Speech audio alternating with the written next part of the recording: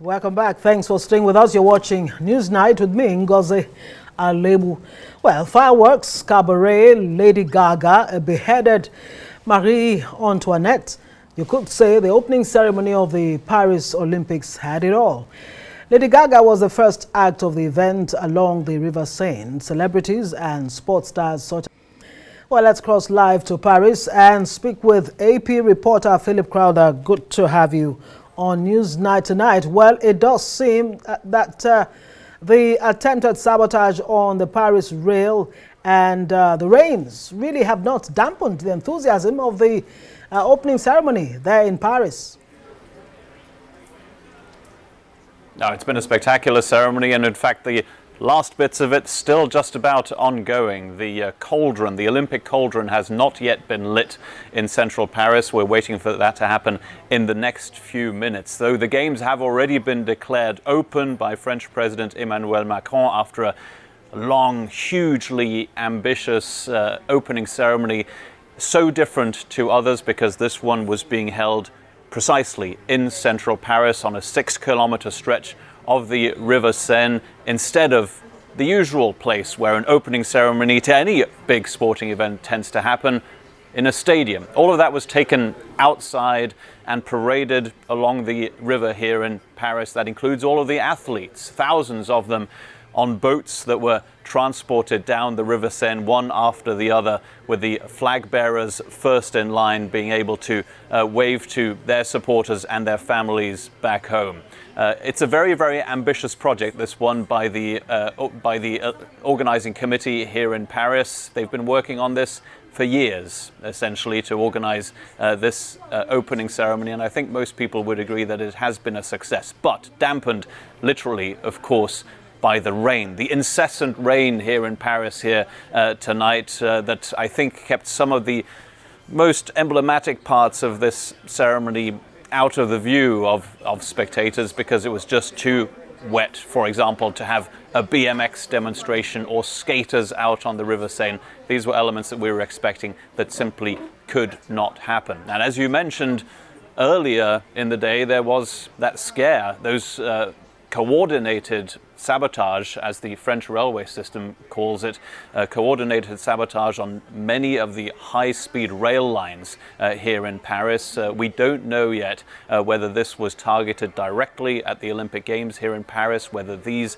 attacks were politically motivated. There is an investigation ongoing, but details are not yet known. But I think most people here in Paris were able to forget about that and were able to enjoy this opening ceremony. Certainly those who were at home, nice and dry, those who were outside, those hundreds of thousands of people who were able to line the river here tonight, they got very, very wet indeed, but it did look like they were having fun. And the athletes on those boats traveling down the River Seine, they certainly looked like they were having a great time.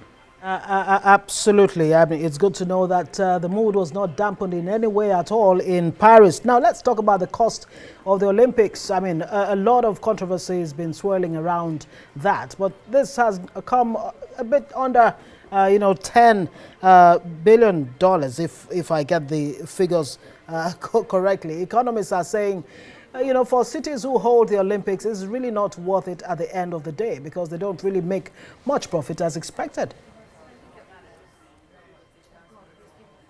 Well, look, in part it's about soft power, of course. Maybe in a large part of why a country and a city wants to host an Olympic Games is because a country can portray their power, their culture to the outside world. And of course, France and Paris, as soon as they got the opportunity to host this Olympic Games, decided they were truly going to go for it and have a different Olympic Games to anything we've seen before by taking a lot of the sport and the arenas into central Paris, into already existing places and squares, very well-known places here in the French capital. Will be seeing some of these sports and some of these competitions being played out. The Place de la Concorde, for example, you can see the Eiffel Tower here where we are right now. Right in front of it also, there will be beach volleyball being played. Other competitions also in other emblematic parts of the French capital. That's where these Olympic Games are different to start with. But then also the fact, like what you saw tonight over the last few hours, an opening ceremony that is happening not in a stadium but on a river. That is quite extraordinary. And as we speak, by the way, the Olympic cauldron is being lit, has just been lit. In fact, this is the crowning moment of the opening ceremony here in Paris. This is happening not too far from where we are, near the Tuileries Gardens in central Paris. So all parts of the French capital, all of the most emblematic places, symbolic places, being used by the organizers to show off Paris, to show off France as well, of course, and to impress as many people as possible.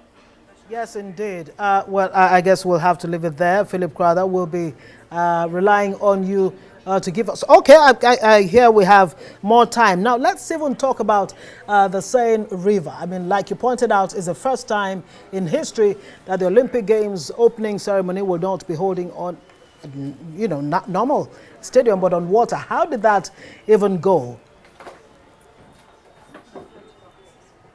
Well, look, I think a lot of what we saw here tonight was affected by the driving rain for hours on end here in the French capital that really changed, I think, the outlook of how this was going to be organized. I think if this had happened without any rain and the bad weather, it would have looked significantly different.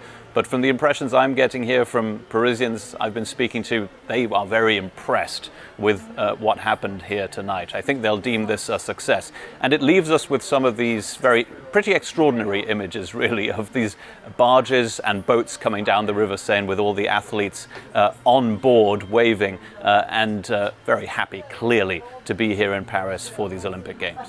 And about 10,000 athletes, will be participating in this, spectacular events. Tell us more about that. Yeah, well, the sporting side of it already began 2 days ago, in fact. This is the official opening of the Olympic Games. We've already had 2 days of competitions, in fact. Rugby sevens, for example, the soccer tournament also that is being held throughout France has already begun. But then on this first day, tomorrow, of these Olympic Games here in Paris, we'll see, for example, some of the most amazing venues that Paris has come up with. We'll see the skateboarding competition, for example, coming into its own. Further down the line, we'll see breakdancing, an Olympic sport for the very first time. It's going to be a very, very busy Saturday here in the French capital with so many competitions starting on that day. Again, we're not expecting the best weather possible, but for fans of sport here in the French capital, those who have tickets to their events, well, they'll be able to see some sport in some quite incredible venues here. All of it, large parts of it rather, happening right here in central Paris.